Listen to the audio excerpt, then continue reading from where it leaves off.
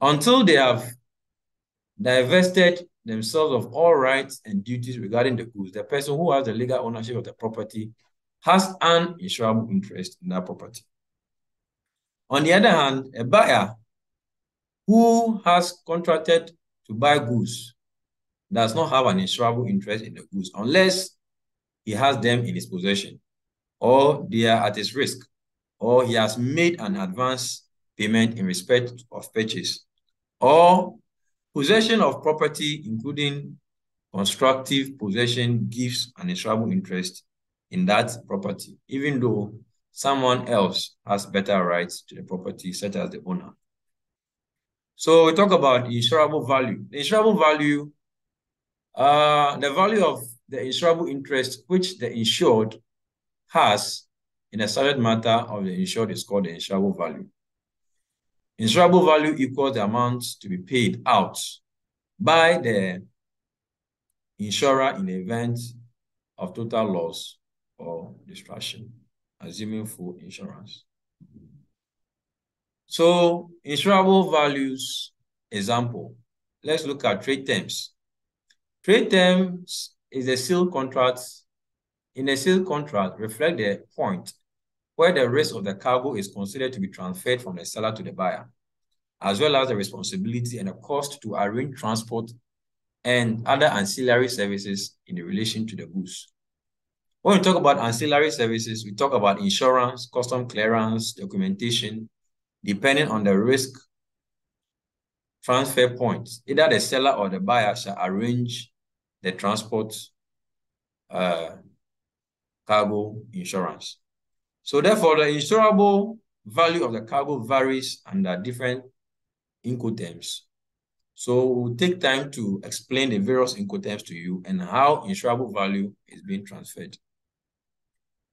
Let's look at Incoterms called ex-works. You have learned this from your freight forwarding model, but we'll still reiterate.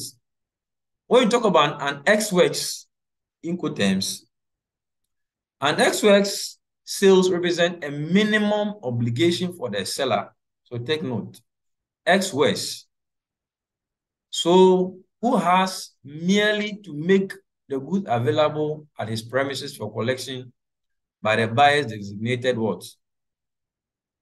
Carrier. The risk and interest of the seller are transferred when the goods is delivered to his premises. If the buyer's, it is the buyer's duty, therefore, to arrange the transport as well as insurance. So when we talk about ex-works, look at the picture here. Okay? Look at the picture here. The exporter, or who is the buyer, or the seller, would have to deliver the goods from factory to the port, okay?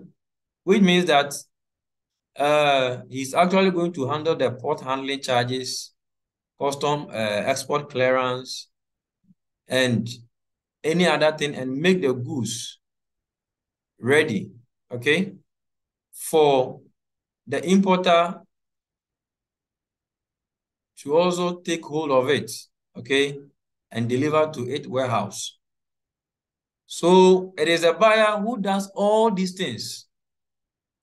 Okay, he does it. That's ex-works. He has to make sure that the goods is delivered to the premises of the seller. Yeah. Of the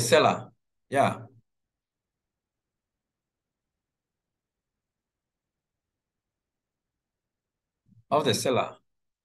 And ex-works represent the minimum obligation for seller. So the seller does not do anything. All that he does is that he makes the goods, available. Okay? He makes the goods available at the buyer's designated what? Carrier. And the risk of the seller are transferred when the goods is delivered to his premises.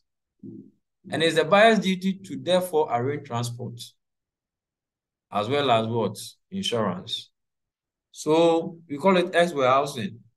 The buyer will come and take the goods from my factory, Okay? I only make the goods. Whether it's my farm or my office or wherever, I'll make the goods available there for you to come and pick it up. Okay? So let me reiterate that the ex works Incoterms provide a minimum obligation for the seller. It provides a minimum obligation for the seller. So the maximum obligation is on the buyer, because the seller will only make the goods available at his warehouse. Then the buyer would, spend money to procure insurance, port handling, everything, to deliver the goods to his place. When we talk about FOB, with FOB, the interest of an exporter on an FOB basis is transferred when the goods pass the ship's rail. So it's a risk. So the risk goes with the goods. Therefore, the buyer becomes the person who acquires an insurable interest and should arrange marine insurance for the voyage. So when you look at the diagram there, the liability of the seller ends immediately, after doing the custom clearance for exportation.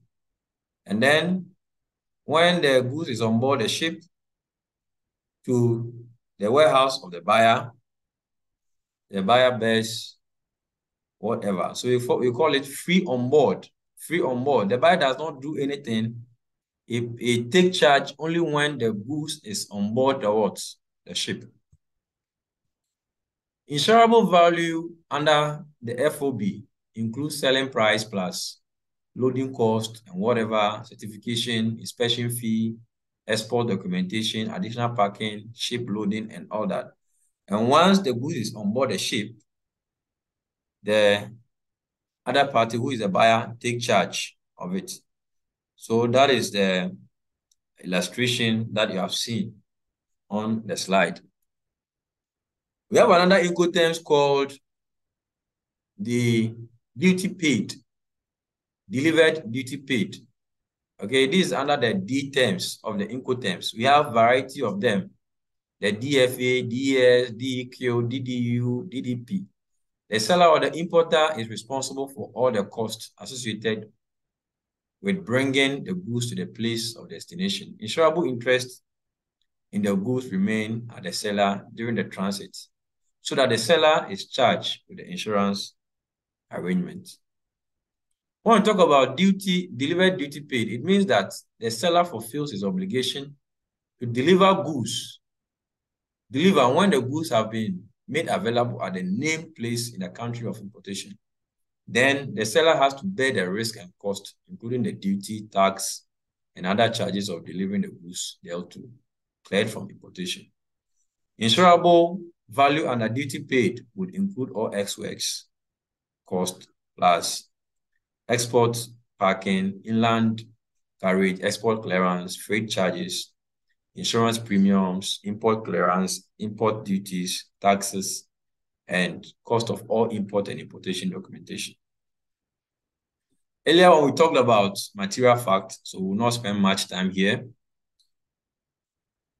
Now let's look at type of coverage.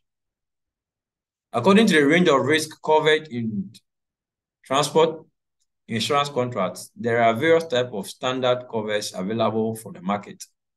And we call it the Institute cargo clauses or the Institute war clauses, etc. Each type of this coverage refers to a specific group of risks that are covered and those that are excluded. Now we have something called free from particular average. And we have with particular average, we have all risk, and we have war risk, and then risk to cover strikes and civil unrest. And in all these things, we have some exclusions, which has been stipulated on the slide here.